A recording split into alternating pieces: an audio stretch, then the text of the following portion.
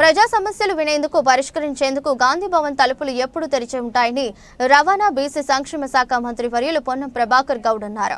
ఎవరైతే ప్రజాపాలన కావాలని ఆకాంక్షించి ఓటేసినటువంటి common man సామాన్యులు ఎవరైతే ఉన్నారో వారికి సంబంధించినటువంటి ఎటువంటి సమస్యలు ఉన్నా గాంధీ భవన్ అనేటువంటిది పార్టీ అధికారంలోకి రావడానికి వేదిక అయినటువంటి కార్యాలయం. ఈ ప్రభుత్వం అధికారంలో ఉన్నటువంటి ప్రభుత్వ పార్టీకి సంబంధించినటువంటి దేవాలయం లాంటిది. ఇక్కడికి వచ్చేటువంటి పిటిషన్లు తప్పకుండా ప్రభుత్వంలో అత్యంత ప్రాధాన్యతగా తీసుకొని పరిష్కరించే విధంగా గాంధీ భవన్ నుంచి కూడా దానికంతా కూడా డాటా చేస్తూ దానికి సంబంధించినటువంటి పర్సుయేషన్ను కూడా ఫాలో అప్ చేస్తూ దానికి సంబంధించినటువంటి పని విధానము పనికి సంబంధించినటువంటి స్టేటస్ను కూడా పిటిషనర్స్కు చెప్పే విధంగా ఏర్పాట్లు సాంకేతికంగా కూడా పెరుగుతున్నటువంటి సాంకేతికమైన అంశాలతోటి క్రోడీకరిస్తూ ఉన్నారు.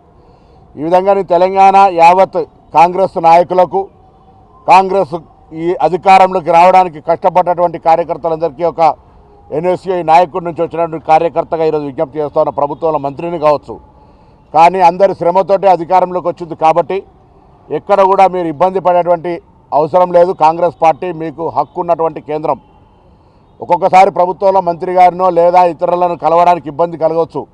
కానీ జన్మస్థానమైనటువంటి పార్టీకి దేవాలయమైనటువంటి గాంధీ భవన్లో స్వేచ్ఛగా మీకు సంబంధించినటువంటి ప్రజల సమస్యలు చెప్పుకునేటువంటి అవకాశం ఇక్కడ పార్టీ తరఫున కొనసాగుతూ ఉంది. కాబట్టి నేను ప్రజలకు తెలంగాణ ప్రజాపాలన అధికారంలోకి రావడం అనేటువంటి కారణమైన సామాన్యులందరికీ ఈ గాంధీ భవన్ వేదికగా మీ సమస్యల్ని ఇవ్వండి.